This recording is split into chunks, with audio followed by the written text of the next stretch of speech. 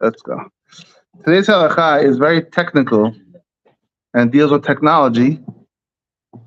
And it seems that everyone has a different opinion about this, and so it should be fun. Hashomeya Mikna Megillah. This is in case you want to look it up, yechave daat, book number 3, Siman 54. Hashomeya Mikna Megillah bebet haKnesset mipi shliach tzibur hakoreh et Megillah beramkol. Someone who hears a Megillat Esther in the shul when the shliach tzibur is using a speaker. Hayim yotzei yedei hobat Mikna Megillah. In modern Hebrew, they still call a speaker a ramkol, a normal speaker. They call it a ramkol. Are you yotzei your obligation by hearing? It's ram, loud high and call. High voice or loud speaker. It just seems like an old-fashioned. No, actually, it's a new word. It's Eliezer ben Yehuda. There you go. Okay, nid'eh. Question. So Hamad says right off the bat, nid'eh. The people who are sitting near the Hazan, and they are able to hear, regardless of the speaker or not the speaker, they're able to hear the Shliach Tzibur clearly, regardless. Even without the speaker, they would hear the Megillah reading. Mistabra vaday shiotzim midei haba. I found that right off the bat. It says mistabra. It seems logical. Vaday, of course, definitely. These guys are yotzeh.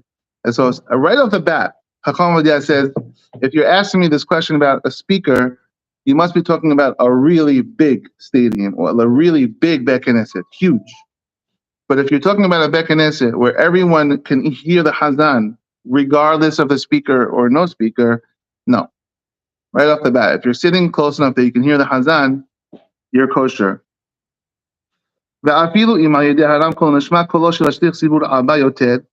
Even though if you're sitting near the Hazan, still you're going to say the Ramkol, the speaker, is amplifying the voice of the Shliach Tzibur, or maybe it's changing the voice of the Shliach Tzibur. Or Gavo Yoter, it's making his voice louder. And Bekach Klum, don't worry about this concern. Shesof Sof Hatzibur Hayoshvim Samuch Lo. At the end of the day, the people sitting near the Hazan, Shom'im et Megillah Mepi Adam Bar Chiyuba. They're hearing the Megillah reading from a person who has an obligation to read. B'chol HaKolot Kesherim, and the voice is allowed. The question is, people sitting far away from the Hazan. If you remove the mic, the speaker, they would not be able to hear the Megillah properly. That's the question. So someone, let's say we have a packed house Purim night, and the lady sitting where Yossi's sitting over there. It's pretty far. It's the worst seat in the house, right? And so the question is, she says, oh, maybe I wouldn't hear you without the speaker. That's the question. So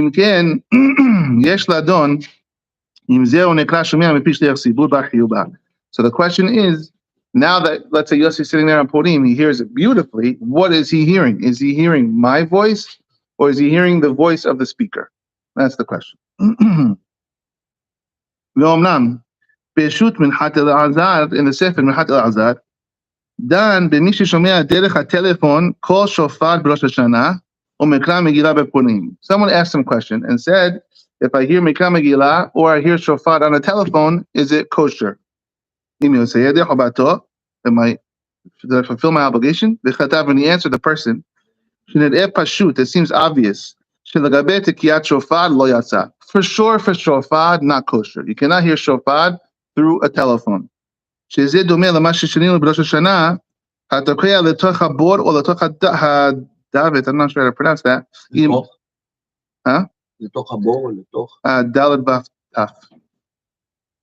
It's a Mishnah Rosh Hashanah in 27. In kol shofar shama yatsa, in kol habara shama lo yatsa. These are the words of the Mishnah. The Mishnah Rosh Hashanah says, it's a very well-known Mishnah Rosh Hashanah. If you someone who blows shofar, but he's in a board, he's in a pit, and so there's a big echo. So the Mishnah says, if you heard the shofar itself, it's kosher. If you heard the echo, it's not kosher. Even though the echo sounds exactly like the shofar. No, because you're hearing not the shofar, you're hearing the reverberation of the shofar. וכן כאן שהקול שעל ידי הטלפון, so too with the telephone, דרכו לצאת השיעור מעורב, it comes out when it's mixed up, ולא כקולו של האיש המדבר ממש. It's not the actual voice of the person who spoke into the telephone. What you're hearing on the other end of the telephone is not exactly what went into the telephone. ובוודאי שגם קול השופר יהיה מעורב וישתנה כדרך הברת הטלפון. Right? He says, for sure, the voice, the sound waves, call it what you want, is changing as it passes through the telephone wires or the telephone. As swift, as fast as it goes, as the light. Yeah, as it goes, as it, no, habara. Oh, habara. Yeah, habara, yeah. Like the vowel, the pronunciation. Exactly. As it passes through, it's not the same as it went in. So this rabbi, this is what he writes. This is not a Chavadia talking. He's quoting a sefer, and he says, therefore, the shofar to the telephone, no good, because you're not hearing the actual sound that went in. It's just like hearing an echo, basically. He's equating the sound on the receiving a sound on a telephone like hearing an echo of a pit. It sounds exactly like the person who made the sound, but it's not the actual first sound of the person. The rabbi continues. This is the sefer Minhat el-Azad. He continues. Abba le'inyan megilla, for megillah reading, he's not so sure. So shofar, out. No. Shofar is min Torah, right? You have to hear shofar from the Torah. Megillah is min Rabbanan. So it says, le'inyan megillan, hakarti b'chol hasidatim shekatav Rabbi Shmuel. I really weighed all the options. I really searched deep. V'lo masati kedei le'asod. And I can't find a reason to make a megillah asur on a telephone. This is what this rabbi writes. Why? שבאמת במגילה לא נפסל קולו של הקורא אם נתעבה בהעברת הטלפון בשמיעה בריחוק מקום. With Megillah, who said we have to hear the actual first voice of the Megillah? So what? It's mixing with sound waves and echoes and reverberations. It doesn't matter. For Megillat Esther, it's not the same level as a shofar. By shofar, we have a special thing. You have to hear the shofar from the Torah. You have to hear the first blast of the shofar, not an echo of the shofar. But Megillah, so what? I'm hearing reverberations of the shofar of the Megillah. I can't find a reason to make it asur. And so this rabbi, I'm not saying this is halakha l'maaseh. What is he saying in absence? That because one is in the Torah. He doesn't say these words. Is the greater mitzvah. These are his words here. These are his words. ולא מצאתי כדי לאסור שבאמת במגילה לא נפסל קולו של הקורא אם נתעבה בהעברת הטלפון. It's not, you're not losing the initial voice. It sounds like your initial voice is mixing up with other voices, with other sound waves. And I'm not going to make this asur for Megillah. This is what he said. I assume it's because Megillah is midrabanan. These are the words of the Minhat el-Azad. Ga'agon Rabbi Yosef Engel, B'Sefer Kiddushei Shas, Rabbi Engel writes, Dan bedabar shemi'at shofar u'mekal megillah al-yedei telephone shenithadesh mikarov. He also had the question of this new invention. This telephone is a kosher. V'chatav, and Rabbi Engel writes, u'bezichroni sheraiti b'sefrei ha'mechakirim ha'tevi'iyim. I remember that I looked and searched in the books of the people who look into the nature, look into the, what's the right word? Look into the technical aspects of sound waves. And so like the scientists, I guess, call them, or whoever is the people who deal with sound waves and telephone technology, they have written in their books, your voice is not exactly what's heard on the other end of the telephone. It's not what goes into the ear. Moshe, you got the words here? The voice of the speaker, mar'id. It causes vibrations in the air, like we know, sound waves. I guess back then there was a big chidush. We take this as granted. We learn it in school. When you speak, the air is vibrating because of the sound waves. And this sound wave hits the next sound wave and the next piece of air. Until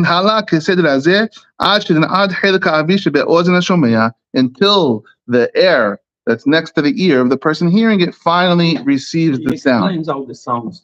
So they're really getting deep into the science of how sound works. Yes, yeah. So Right, because there's nothing blocking the sound waves, right? If there's a wide open room, you have an echo because there's nothing blocking the sound. But if you have furniture, yeah, you hear it. Right. But like this room, for example, if there was no furniture, took all the furniture out of the room, you'd hear me much better. It'd be louder and be an echo because the furniture is absorbing some of my sound waves. But so now sound waves, like I said, we take it for granted. We learn it in school. But back then, when the telephone came out, they were probably their heads exploded. How in the world is this happening? Telephone. The answer is sound waves. Well, according to this, garma. Anytime you hear it, it's only a garma. It's not an immediate reaction. It's a garma. It's once removed. Garma means once removed. Like we say in Gemara Hulin, means once.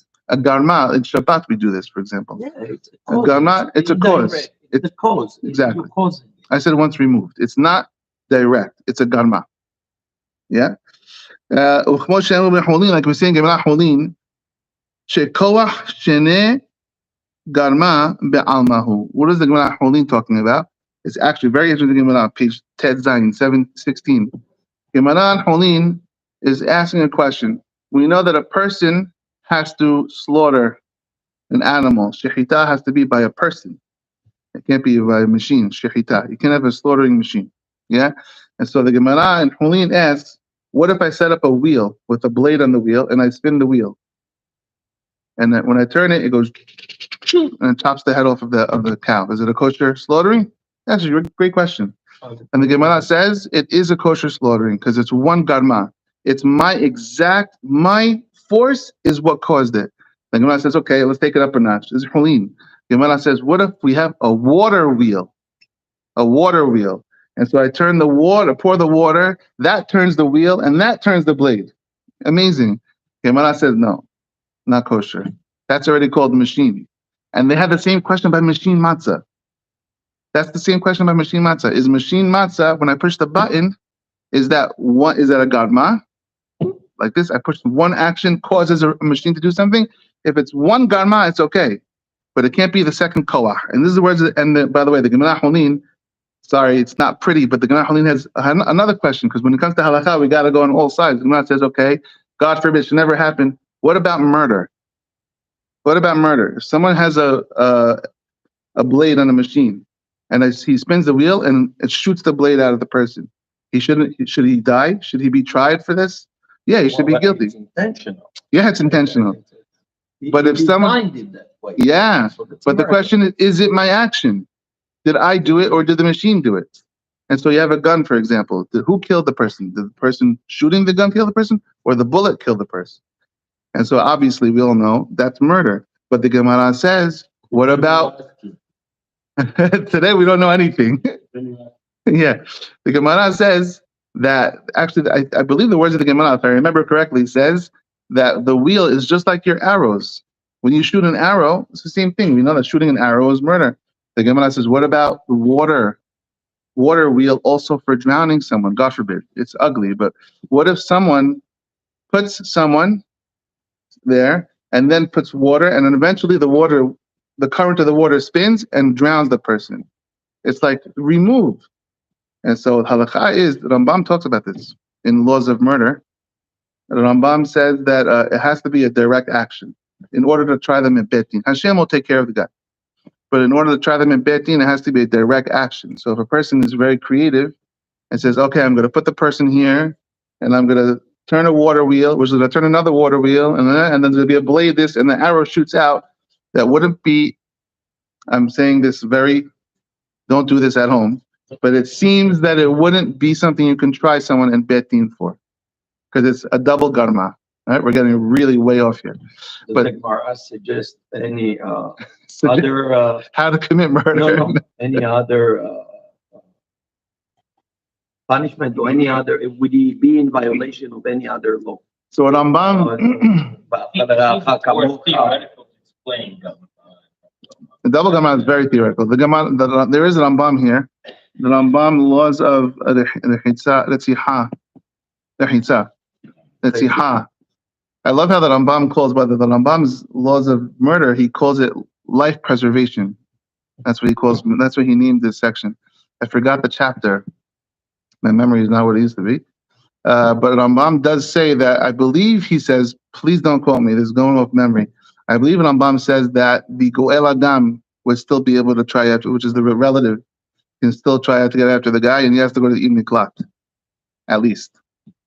And so, Or that there is a certain liability, just a lower. but it's not tried. He's not going to be killed in court. Yeah. It's too removed. Okay, let's get back to where we were. And so this is why. So the Gemara tells us in Hulin, shekoach sheni garma, the second garma, which is the reaction of your reaction, be'almahu. It's just be'alma. It's not your action. It happens. It's something that just happened. Nimsa comes out. Every time you hear something, you're really not hearing the first sound wave. You're only hearing multiple sound waves from, even when I'm speaking right now, you're not hearing my first sound wave, right? So the question is, so every time I speak, how is it kosher? If I read Megillah instead, here's my Megillah right here. I brought this for the ladies' class. If I read this right now, Megillah, well, I'm Purim, why are you kosher? You're not hearing me. You're hearing my multiple sound waves, maybe a 200 between us. And so he says, no, don't push it too far. Right? He says, don't sit and judge normal hearing and compare it to telephone hearing. Normal hearing, it is a garma, because now we know that sound waves exist. So we know normal hearing is a garma, because each piece of air hits and vibrates the other. Since this is the normal, natural way that you speak and you read things, this is what the Torah calls hearing. When Hashem says you should hear shofar, Hashem says you should hear it in a way that people physically down here hear. And how does that work? With sound waves. Where 17,000. When Hashem, right? Hashem won't give us something that we can't do. Hashem, it's impossible here on earth that I should make one sound wave that goes straight into your ear. And so this is the mitzvah Hashem gave us. But however, now you want to say, oh Hashem, I want to use a telephone to hear shofar. No. That's not the way Hashem created the world, that telephone sound waves also should be kosher for a shofar. Okay. This rabbi writes, you're not yotzei on the telephone. Anytime the Torah says do something, if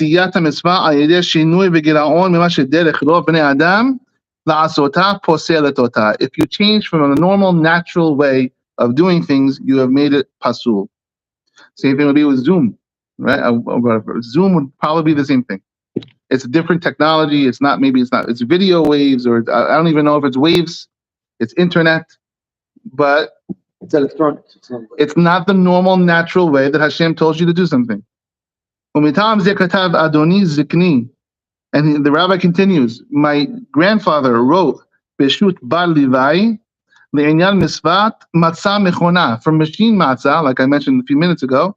So he said, this is not a Chacham V'Adia talking. I want to be clear. This is not Chacham V'Adia, so don't take this as bottom line halakha. This is this rabbi saying, my grandpa said, telephone is the same thing as machine matzah. You're not yotzeh, says this rabbi, machine matzah, because you're not doing it the normal way the Torah said, which was a person's hand. Again, machine matzah, I'm not saying it's asur. This is just one rabbi saying machine matzah is asur. God willing, Pesach's coming, we'll have one of these for machine matzah. Okay? Ube'emet. The Torah doesn't say use your hands to bake money. The Torah itself. But the Hachamim told us it has to be bekoch ben Adam. It also has to be with l'shem matzah, like the factories. The Ashkenaz was the l'shem matzah mitzvah. They always they say it every single time they do it. It has to be lishma. And so the question is, can you say l'shem matzah mitzvah and hit the button? Does that work? You would think so, because the Torah did. I really want to do one of these for that before Pesach. Okay. We'll do a little bit more and then we'll skip to the end. ובאמת, שלפי דברי מומחים, לא, ובאמת, שלפי דברי מומחים הבקיאים בטכניקה של החשמל, according to people who really are experts at the technical aspects of electricity, הקול הנשמע למאזינים דרך הטלפון או הרמקול, the voice that you're hearing through the telephone or the speaker, אינו קולו של המדבר עצמו, is not your voice of the speaker, אלא הוא קול אחר הבא על ידי זרם חשמלי, it's from a current, זרם חשמלי, an electrical current, באמצעות membrane, how do you say that, membrana? Membrane. A membrane, membrana. It's coming through the membrane. V'im ken, we use English. No, he says membrana. V'im ken, memela. Therefore, since it's not the first sound wave hitting your ear, or even a garma, it's a double garma, you're not yotzeh. With a speaker, he says, with megilla. Okay. The rabbi writes, She'ela, hakoret megillah b'me'ara. If someone reads a megillah in the cave, and someone hears the echo of the megillah from the cave, he for sure knows he heard the echo for sure. Is he yotzeh with this megillah reading from an echo? Teshubah, if shad. Since the shomea, the person hearing, and the mashmiya, the person reading, both have to have kavanah to be yotzeh, the obligation. He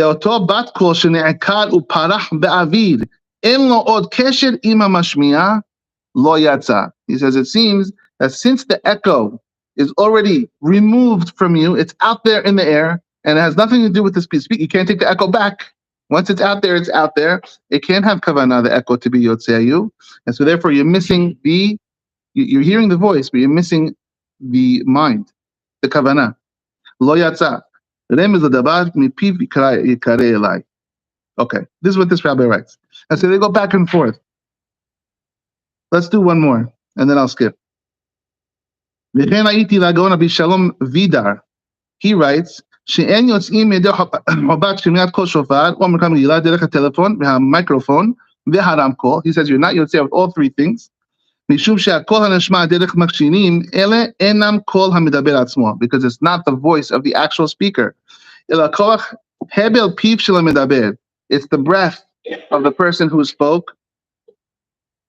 דוחק זרם חשמלי על הטס. Tas or tam? Membrane in parentheses. What's the other word you said for membrane?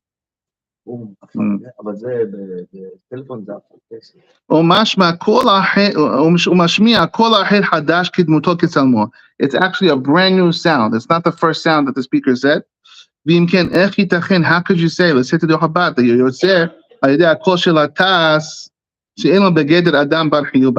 and so he's bringing a lot of people. I'm going to quote 3 more rabbis and then we'll skip to the end. He says, I see from Beshem Yedidi Hagon, Rabbi Shlomo Zalman Auerbach was one of Achama's best friends. They loved each other. Rabbi Shlomo Zalman Auerbach wrote, Shepasak, Shebe'emet, En Yos'im Yedei Chabad Mekan Megillah Derech Haramkol, that you're not yotzeh if all you heard was the speaker, Me'atam Ha'amur, from the reason we said, Sha'kol Nashma Derech Haramkol, Eno Kol Adam Medaber, because it's not the voice of the person. Shemi'ela Kol HaNiklat Ayedei Zerem Heshmali Be'emsa'ut Membrana, because it's a voice that was gathered in the air by the membrane. It's not called hearing it from a person. And this is the halakha from Minhat Yitzhak. And so says the Soba Sirahot in the name of the Rabbi Milubavitch. And he says, however, then I saw the works of Rav Moshe Feinstein, Peshut Igilot Moshe, and he wrote, Rav Moshe wrote, Shekatav, Lehashiv Le'agaon of Chaim Ginsberg, who I believe now is the Rabbi in Panovich, I believe. So he wrote a letter to Rav Moshe Feinstein, and he answered him, and he said, She'en yotzim, he says, you hold She'en yotzim microphone. He says, the person who wrote the question, Rabbi Ginsberg says, I think it's not kosher. Can you please let me know? He says, you hold it's not kosher. That's your presumption. However, However, let me skip to what he says.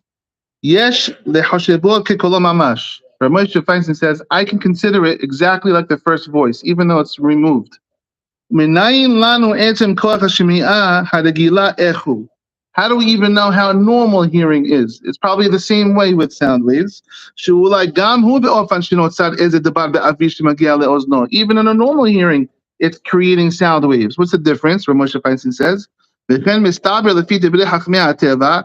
According to the people who are very knowledgeable about nature, she'akol yesh lo kesat shihui ziman bihilucho at sheholech umagia le'ozen. Every voice and every sound is slightly delayed from when it leaves a person's mouth until it goes to the next person. Every voice, says Rav Moshe Feinstein, and still called my voice. V'im ken, says Rav Moshe, hakol hanishma derech microphone shehu be'et she'adam medaber nechshav kekolo mamash. Rav Moshe Feinstein disagrees and says, I consider it a real voice. Microphone is literally like hearing the person himself. When it's live. Yeah. ומה גם שאין הדבר ברור מה שאומרים שהוא כל אחר, ולכן מצד עיקר ההלכה, halachically, says Rav Moshe Feinstein, אין למחות ביד הרוסים לקרוא את המגילה על ידי המיקרופון. Don't stop someone who wants to use a microphone. Yeah, don't stop someone. Yeah. Limhot, sorry. Talking voice over telephone. These are all considered all the Alaska. These are all landline phone. They Cellular waves. No, it's digital. It's different.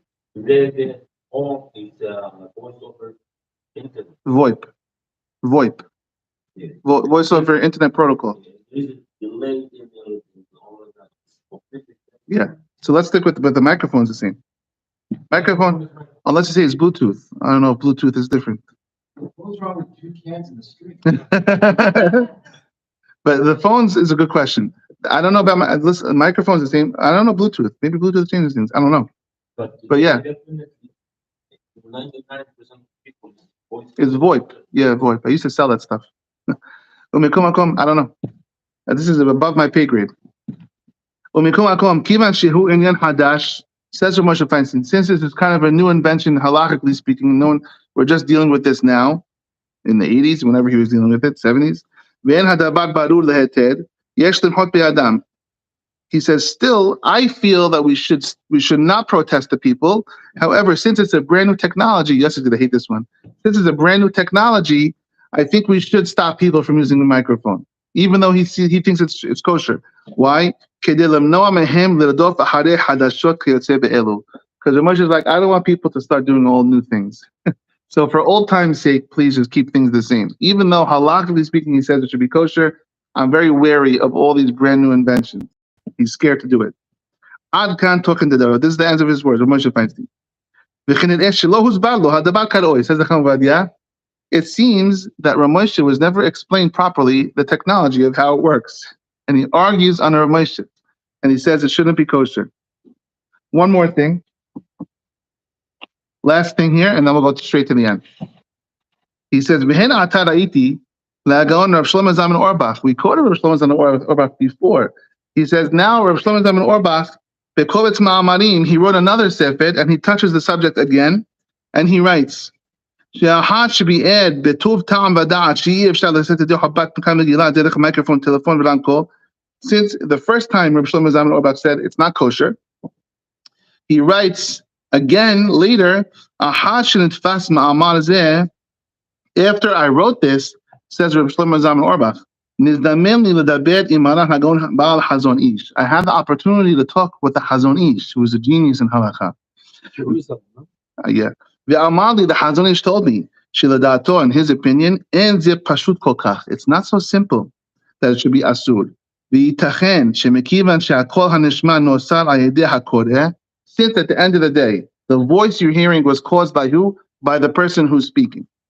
וגם הקול נשמע מיד כדרך המדברים, and it's also heard instantly. It's very fast, the microphone. אפשר שזה חשוב כשומע ממש מפי הקורא. Hazon Ish is like, it really seems it should be mamash like you're hearing from a person. וכן כשומע ממש מפי התוקע בשופר. It should be kosher. ולפי זה, according to this, צריך לומר, שמה שאמרו עם כל הברה שמע לא יצא, הוא מפני שדרך כל הברה להישמע כסת זמן לאחר כל האדם. מה שאין כן בטלפון ורמקול. Hazon Ish says, you're equating an echo with a microphone and a telephone, it's a mistake. An echo is a delay. And a microphone and a telephone is instant. And so therefore, according to the Hazon Ish, he says it should be kosher. Ulam, however, says the Hazon Ish, says Reb Shlomo Zalman Auerbach, Ulam, ledati hu chidush gadol me'od. Reb Shlomo Zalman says this is a big chidush, that it should be completely kosher.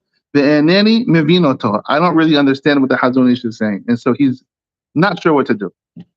Technology is, it's always fun to see and how the rabbis deal with technology. It's a brand new thing. Okay, let's get to the end. Hashomi'im mikra megillah derech haramkol. People are hearing Megillah through a speaker. V'chen derech haradio b'shidud yashir. If they hear it on the radio live. Enam yotzi'im yedei chabat misfat mikra Megillah. It's not kosher, and they're not yotzeh with the Megillah or shofar. Ulam, however, hayoshivim samuch el shliach tzibur hakoreh et ha-Megillah derech haramkol. If you're sitting close enough to the Hazan who's reading, she'af bil'adeh haramkol, even if you were to remove and unplug the microphone, hayoshomim hetev et ha-Megillah, you would hear it well. From the Hazan, yotzim yedei chabatam, then it would be kosher. And so at the end of the day, in a Beit Knesset like this, So,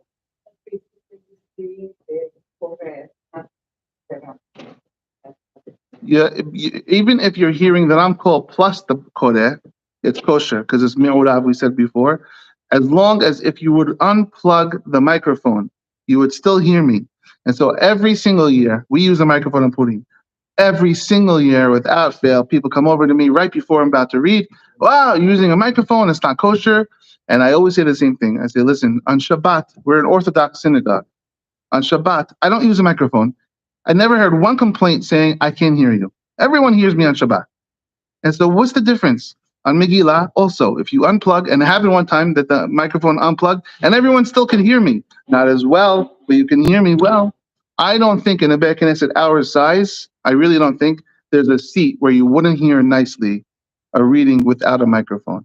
And so therefore, in a shul our size, in my opinion, according to this, it's 100% kosher. It helps us to hear it better, which is beautiful. We don't need the microphone. It's just, we have the luxury. It's not Shabbat.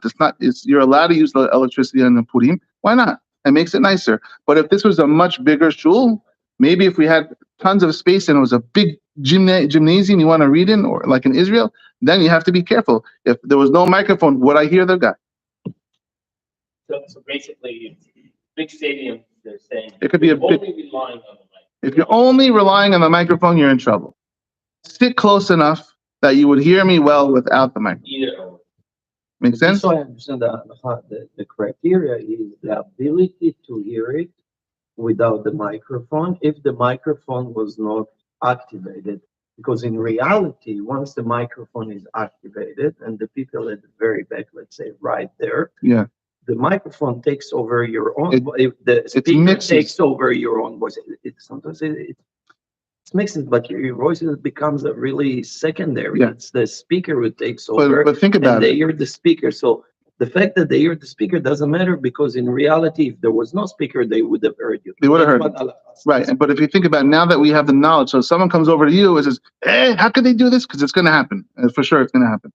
So you think about it. So number one, you say, listen, first of all, it says in the start from the beginning, it says in Rosh Hashanah, if you blow into a pit and you heard the actual sound, it's kosher. If you heard only the echo, it's not kosher. This is not an echo. It's the first sound, number one. Number two, there are people like Rav Moshe Feinstein, the Hazon Ish, heavy hitters, who really said it could probably seems kosher, even if you wouldn't hear me at all, only with the microphone. It's definitely spek. It's you're piling on opinions. And number three, if we unplugged it, we would hear him perfectly. And number four, it's midrabanan. It's not from the Torah. Number five, that's how we do it. And this is how we do it. And if you don't like it, go find another shul. They want to make sure that They're scared of they tech. just allow it outright. Next thing you know, you go to a big stadium and see the person on the screen. Yeah. because you can't hear her. So the truth is, what they should do is, so I'll tell you the truth. I'll be perfectly honest with you, Ezzy. what you should do, my opinion, okay? I think what we should do is always announce. I asked, whatever, the rabbi is the rabbi. I asked the rabbi a few times as the rabbi, how about we announce, this is the halacha. Since you could hear me anyway, rabbi is not such a fan of it, but in a big place like that, they should announce it. If you are not seated close enough that you can hear without the microphone, please kindly get a closer seat. In Arabic Knesset, it's not necessary, but I get it is a slippery slope. But it's a halakha, so it's kosher. Yeah.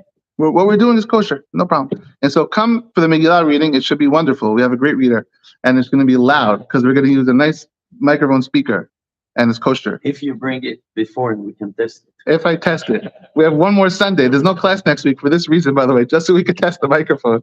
Yalla. Hazak